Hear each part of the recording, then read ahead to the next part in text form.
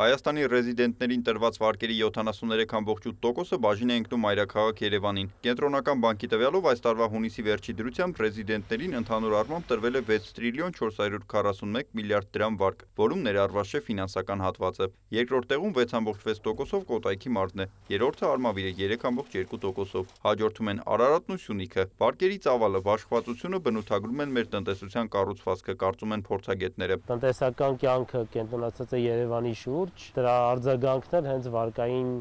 պորտֆելներն են, բաշխված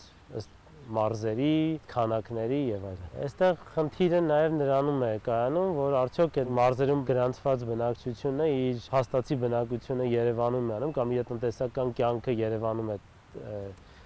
ըստ էության եւ այս հանգամանքն է ավելի շատ ազդում։ Համարյա բոլոր վարկատեսակներում Կոտայքի մարզը երկրորդ տեղն է զբաղեցնում, դա կարելի է պայմանավորել թե այնտեղ արկա տնտեսական համամասնություններով, թե նաև պայմանավորել Երևանին ավելի մոտ գտնվելով այդ տնտեսական կյանքին մասնակցության առումով։ Եթե նայենք տարածքային բաշխվածությանը եւ ոլորտներին, ապա մայրաքաղաքում եւ Կոտայքի մարզում ամենաշատը տրվել է հիպոթեկային վարկ։ Արմավիրում, Արարատում, Շիրակում, Լոռիում, Արագածոտնում, Գեղարքունիքում, Տավուշում եւ Վայոց ձորում առաջին տեղում սպառողականն է։ Սյունիքում ամենաշատ վարկերը հանքարդյունաբերության ոլորտին է տրվել։ Ավելի հեշտ է թվարկել այն ոլորտները, որտեղ որ 70%-ից ցածր մասնաբաժին ունի Երևանը, եւ այդպիսի ոլորտներից թերևս միայն սպառողական վարկավորումն է։ Այստեղ էլ 60%-ից ավելին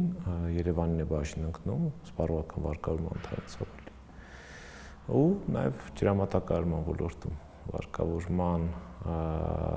կառուցվածքում Երևանի մասնաբաժինը 50%-ից ցածր։ Մնացած բոլոր ըստ էության դեպքերում միջինում 73-75%, իսկ մի շարք ոլորտների պարագայում, որոնք հատկապես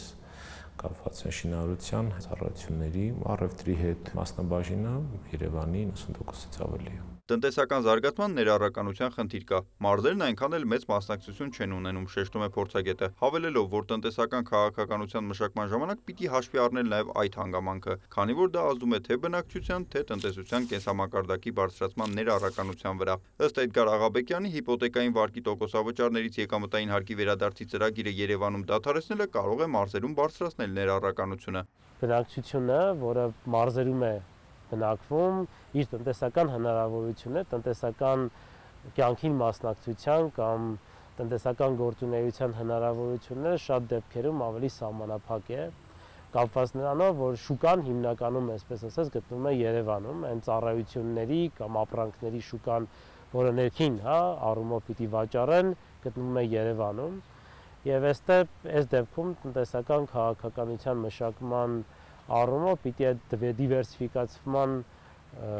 էֆեկտը հաշվի առնենք, նաև հաշվի առնենք, որ դա կարող է էականորեն ազդել ներառականության բարձրացման վրա։ Այս տվյալներն արտացոլում են տնտեսական ակտիվության սահմանափակ բաշխման մասին, նկատում է տնտեսագետը։ Առհասարակ տարածքային համաչափ զարգացումն ըստ Արմեն Քթոյանի լրջագույն խնդիր է շատ երկրների համար։ Երևանի եւ մյուս մարզերի միջև տնտեսական զարգացման առումով անհամաչափության մակարդակը նվազման, այսպես ակնհայտ միտում չի ցուցաբերում։ Այո, տնտեսական զարգացման առումով եթե վերցնենք 10 մարզերի միջինը որոշակի ընդլայնում աճ կա,